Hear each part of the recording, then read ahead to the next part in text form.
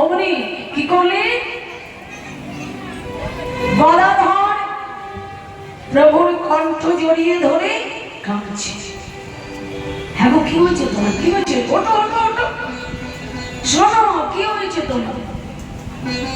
কি হয়েছে? কাঁদছো কেন? কি হয়েছে কি বলবে না?